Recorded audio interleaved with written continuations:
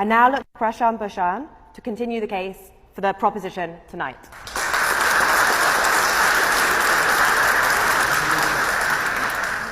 Thank you, Madam President. As I stand here to advance this motion, I don't know where to begin. Where to begin to talk about the havoc that the Modi government has wrought to India.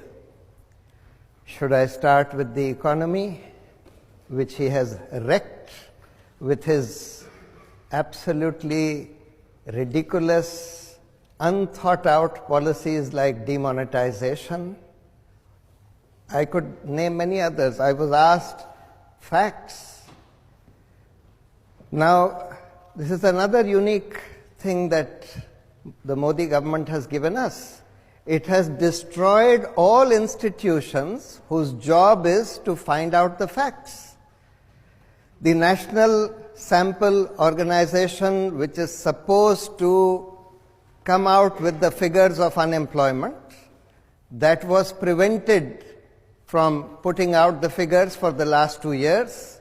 When finally the figures which they had collected leaked out, which showed that far from creating jobs, he had actually destroyed more than 1 crore jobs in the last 1 year alone, that is more than 10 million jobs in the last 1 year alone, then the heads of these statistical organizations which were responsible for creating these figures, they were attacked by the government and they had to resign. So all institutions whose job is to find out the facts and put them out on the table are under attack. And then we are told to rely only on propaganda. As I said, I could start with the economy, but what he has done to Indian society, to our constitution, to our thought itself, is something far more insidious. Today we are told that there is no such thing as fact. We are told that there is no such thing as science. There is no such thing as reason. That everything depends upon the will of the people. If the people say that black is white, then black is indeed white. This is what we are being told. If the people say that in ancient India, as Modi said, we had developed plastic surgery and Lord Ganesha's trunk was a fine art of plastic surgery in the past, or as he said, that Karn from Mahabharata, from this ancient epic Mahabharata, was born as a test tube baby. He was an example of in vitro fertilization. Or has he said that clouds do not allow the radar to see the planes, and therefore I asked the Air Force, against their wishes, to go and strike Balakot when the weather was unfavorable, etc. I mean, do we just disregard reason, critical thinking? Do we just disregard facts merely because we have been told to believe certain facts or certain fiction because of the propaganda that has been spread? That's the other damage that he has done. That he has reduced the media by controlling large sections of the media through inducements, through threats, etc., to just instruments of propaganda, instruments of spreading hate against Muslims, against minorities, etc. So there is an attack on reason, there is an attack on science, there is an attack on civilized values themselves, civilized discourse itself. For example, if you say anything against Mr. Modi, you are likely to be lynched by mobs on the streets. If you are a Muslim, you are going to be lynched on by mobs on the streets with the police just looking on.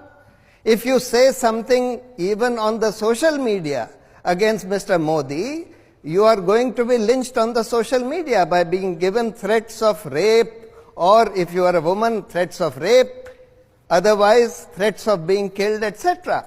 And this whole social media lynch mob, as I call it, is controlled by no other person than Mr. Modi himself. You only have to read a book called I Am a Troll, written by one of India's finest journalists, Swati Chaturvedi, to find out that this whole social media lynch mob, whose job is to spread fake news, false information, hate, and to abuse its opponents, is controlled by Mr. Modi himself, who on a daily basis gives instructions who is to be attacked today, who is to be trolled today, etc. And it's an attack on all institutions of governance, all institutions of democracy. We have never had a situation where 4 senior judges of the Supreme Court addressed a press conference saying that this government has put democracy in danger by controlling the Chief Justice, who is using his power as master of roster in order to decide critical cases, assign critical cases to particular favored benches, etc. The Election Commission, for the last 30 years, the Election Commission was thought to be independent. Today, for the first time after 30 years, we are seeing that the Election Commission is condoning gross violations of the Code of Conduct by the Prime Minister and the leader of the Bharatiya Janata Party. The Comptroller and Auditor General gave a report on this Rafale aircraft deal, defense deal scam recently, which was predicted 3 months in advance by the government. 3 months before this report was given, the government told the Supreme Court in a sealed cover, in a note given in a sealed cover, which was reproduced by the court in its judgment, that this report had been given, that it had been placed in Parliament, it had been put out in the public domain, and the pricing details had been removed. Later, when it was, if everybody pointed out that there is no such report, then the government filed an application saying that no, we meant will be given, will be placed in Parliament, will be put out in public domain. But how did they know that the report would redact the pricing details? It has never happened earlier in the last 70 years of the Comptroller and Auditor General auditing hundreds of defense deals. In not one defense deal has the pricing details been redacted.